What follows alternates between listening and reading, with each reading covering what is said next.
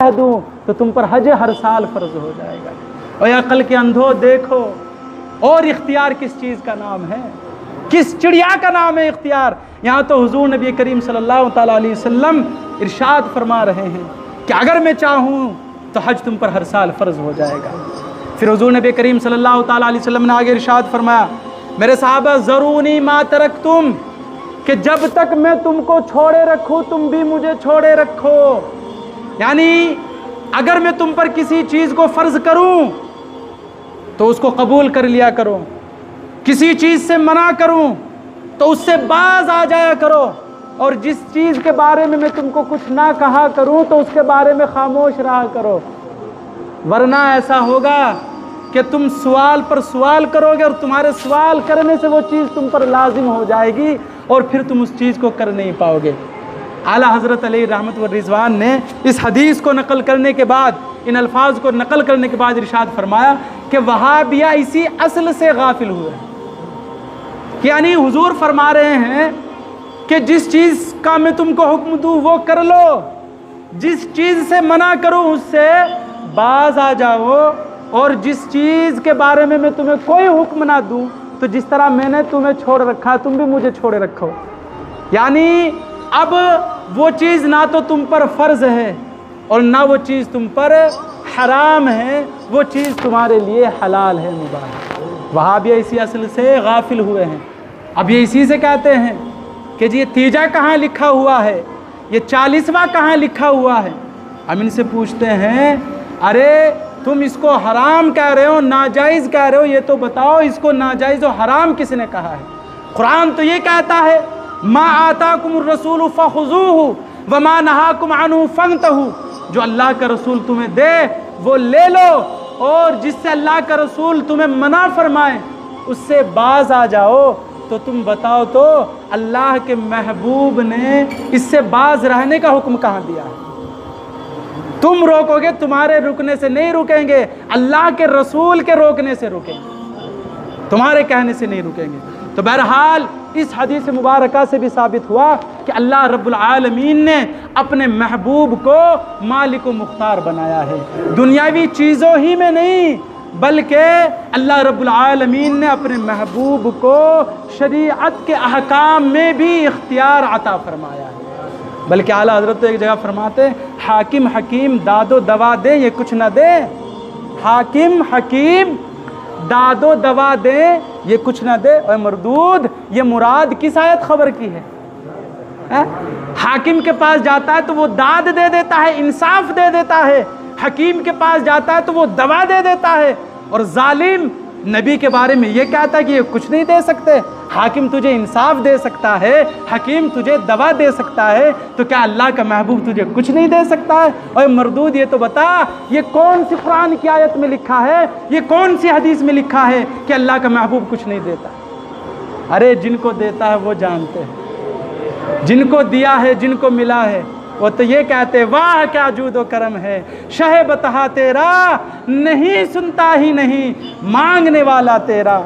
जिनको मिलता है वो तो ये कहते हैं कौन देता है, कौन देता है, देने को मुंह चाहिए, देने वाला है सच्चा हमारा है? अबे लेने वाला होना चाहिए, उनकी बारगाह में किसी चीज़ की कमी नहीं है। और सुनिए, लेने वाले थे एक साहबी, बुखारी शरीफ की हदीस है, एक साहबी रसूल हुजूर नबी करीम सल्लल्लाहु तआला अलैहि वसल्लम की खिदमत में हाजिर हुए। अर्ज़ की या रसूल अल्लाह, रमज़ान की हालत में, रोज़े की हालत में मैं अपनी औरत के करीब चला गया हूँ या रसूल अल्लाह। या रसूल अल्लाह मैं हलाक हो गया, मैं बर्बाद हो गया, या रसूल अल्लाह मुझे क्या करना है?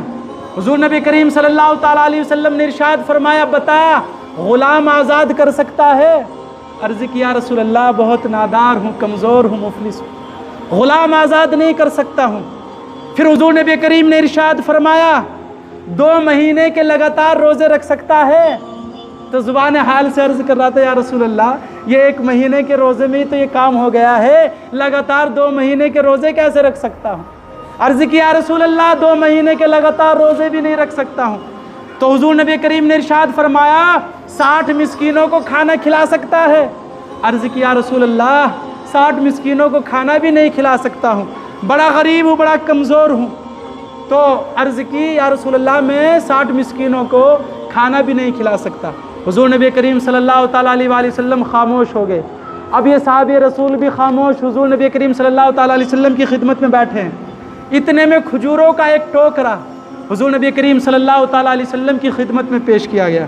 حضور نبی کریم صلی اللہ تعالیٰ علیہ وسلم نے ارشاد فرمایا، اچھا جا یہ کھجوروں کا ٹوکرا مدینے کے غریبوں میں تقسیم کر دے، تیرا کفارہ ادا ہو جائے گا۔ اے کہاں تو قرآن نے تو یہ کہا، قرآن کہتا ہے اگر کوئی جان بوجھ کر روزہ توڑ دے تو اس کا کفارہ کیا ہے؟ یا تو اگر غلام آزاد کر سکتا ہے تو غلام آزاد کرے، اور غلام آزاد نہیں کر سکتا ہے تو لگاتار 2 مہینے کے روزے رکھے، یہ بھی نہیں کر سکتا ہے تو 60 مسکینوں کو کھانا کھلائے۔ لیکن اب یہ نہ تو غلام آزاد کر سکتا تھا، نہ 2 مہینے کے لگاتار روزے رکھ سکتے تھے یہ صحابی رسول، نہ 60 مسکینوں کو کھانا کھلا سکتے تھے۔ تو حضور نبی کریم صلی اللہ تعالیٰ علیہ وسلم نے اپنے اسپیشل اختیار سے جو اللہ رب العالمین نے اپنے محبوب کو عطا فرمایا، ارشاد فرمایا، اے میرے صحابی جا یہ کھجوروں کا ٹوکرا لے جا اور مدینے کے غریبوں میں تقسیم کر دے، تیرا کفارہ ادا ہو جائے گا۔ سبحان اللہ۔ لیکن اب یہ صحابی رسول، ان کا نفس ان سے مخاطب ہوا اور کہا، اے بندے خدا اب تنگی داماں پہ نہ جا، اور بھی کچھ مانگ ہے، آج وہ مائل بعطا، اور بھی کچھ مانگ، اور یہ سرکار کا در ہے، در شاہا تو نہیں، جو مانگ لیا، اور بھی کچھ مانگ۔ اور جو لوگ کہتے ہیں کرم ان کا ہے محدود، ان لوگوں کی باتوں پہ نہ جا، اور بھی کچھ مانگ، اور دے سکتے ہیں کیا کچھ کہ وہ کچھ دے نہیں سکتے، یہ بحث نہ کر، ہوش میں آ، اور بھی کچھ مانگ۔ اب یہ صحابی رسول عرض کرتے، یا رسول اللہ غریبوں میں تو تقسیم کر دوں، لیکن یا رسول اللہ یہ اور ارشاد فرما دیجئے، اپنے سے زیادہ غریب پر تقسیم کرنا یا ایسے پر ہی تقسیم کر دوں؟ اے ہے سبحان اللہ۔ یہ دیکھ رہے تھے حضور نبی کریم صلی اللہ تعالیٰ علیہ وآلہ وسلم کا بحر جود جوش پر ہے، آج جو بھی مانگوں گا مل جائے گا۔ حضور نبی کریم صلی اللہ تعالیٰ علیہ وسلم نے جب اپنے صحابی کے یہ الفاظ سنے کہ یا رسول اللہ اپنے سے زیادہ غریبوں پر تقسیم کروں تو یا رسول اللہ مجھ سے زیادہ غریب پورے مدینے میں کوئی نہیں ہے، مجھ سے زیادہ غریب پورے مدینے میں کوئی نہیں ہے۔ تو حضور نبی کریم صلی اللہ تعالیٰ علیہ وآلہ وسلم نے جب یہ سنا، فضحک النبی صلی اللہ تعالیٰ علیہ وسلم، تو حضور نبی کریم صلی اللہ تعالیٰ علیہ وسلم مسکرا دیے، حتیٰ بدت نواجذہ، یہاں تک کہ حضور نبی کریم صلی اللہ تعالیٰ علیہ وسلم کے سامنے کے دونوں دانت نظر آ گئے، آئے ہے سامنے کے دونوں دانت نظر، سبحان اللہ، حضور کا مسکرانا، آئے ہے۔ اعلیٰ حضرت فرماتے ہیں جن کے گچھے سے لچھے جھڑے نور کے، ان ستاروں کی نزہت پہ لاکھوں سلام، جس کی تسکی سے روتے ہوئے ہنس دیے، اس تبسم کی عادت پہ لاکھوں سلام۔ اب حضور کا کیا مسکرانا تھا، سبحان اللہ سبحان اللہ۔ حضور نبی کریم صلی اللہ تعالیٰ علیہ وآلہ وسلم مسکرائے اور ارشاد فرمایا، اذهب، چلا جا، فاطعمہ اہلک، اور ان کھجوروں کو اپنے گھر والوں کو کھلا دے، تیرے روزے کا کفارہ ادا ہو جائے گا۔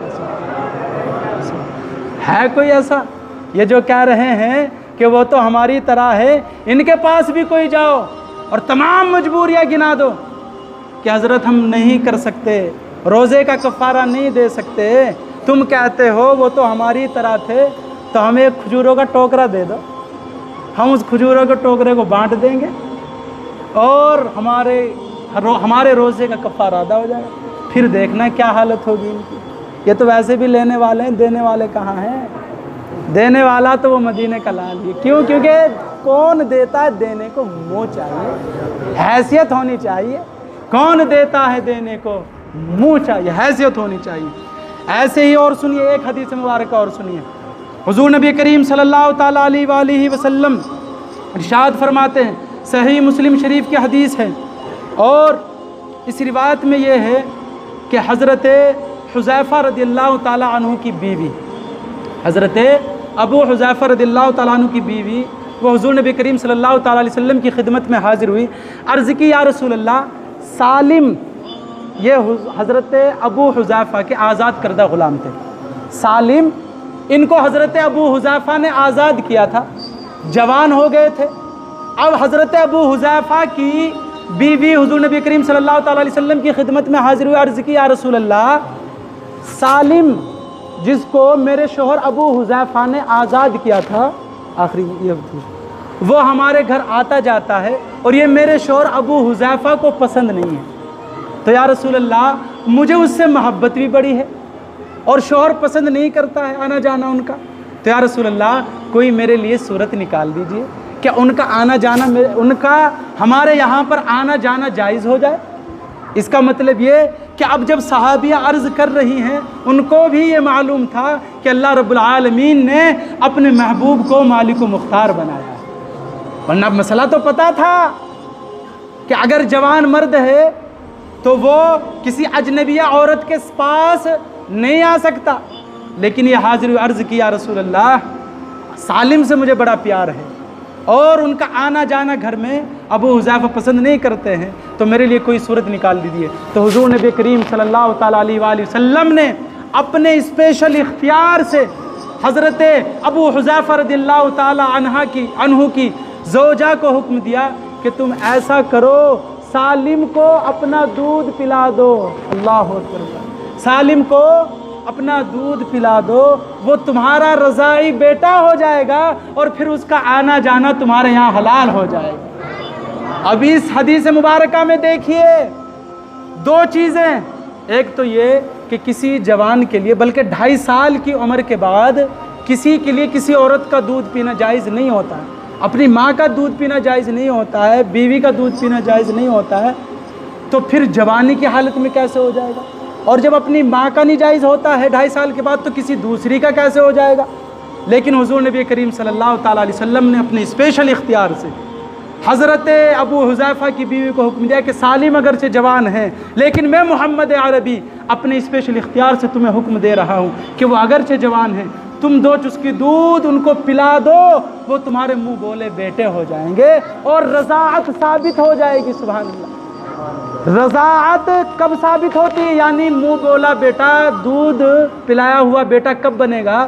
جب 2.5 سال کی مدت کے اندر کوئی دودھ پیے۔ کسی خاتون کا اگر کوئی دودھ پیے تو اگر 2.5 سال کا وہ بچہ تھا، 2.5 سال کی عمر کے اندر اس نے پیا تو وہ اس کی ماں بن جائے گی، لیکن 2.5 سال کی عمر کے بعد اگر کسی کا بھی دودھ پیا تو وہ اس کی ماں نہیں بنے گی۔ لیکن یہاں حضور فرما رہے ہیں کہ سالم اگرچہ جوان ہے، تم ادھر سے اپنا ان کو دودھ پلا دو، وہ جوانی کی حالت میں تمہارا دودھ پی کر تمہارے منہ بولے بیٹے بن جائیں گے۔ یہ ہے حضور نبی کریم صلی اللہ تعالیٰ علیہ وآلہ وسلم کے اسپیشل اختیار۔ اسی لیے اعلیٰ حضرت علی رحمت والرضوان نے ارشاد فرمایا، سورج الٹے پاؤں پلٹے، چاند اشارے سے ہو چاک، اندھے نجدی دیکھ لے قدرت رسول اللہ کی۔ تو اب میرے سنی مسلمان بھائیوں، ہمیں یہ فیصلہ کرنا ہے کہ ہمیں چلنا کس جماعت کے پیچھے ہے۔ ایک جماعت ہمارے سامنے وہ ہے جو ابو جہل و ابو لہب کی روش پر عمل پیرا ہے، ایک جماعت وہ ہے ہمارے سامنے امام احمد رضا والی جماعت جو صحابہ کرام کے نقش قدم پر چل رہی ہے۔ تو الحمدللہ ہم تو امام احمد رضا کے ماننے والے ہیں، انہی کے پیچھے چلتے رہیں گے۔ اللہ رب العالمین کی بارگاہ میں دعا، جو میں نے کہا آپ نے سنا، مجھے بھی آپ کو بھی اس پر عمل پیرا ہونے کی توفیق عطا فرمائے۔ وما علینا الا البلاغ۔ السلام علیکم ورحمۃ اللہ۔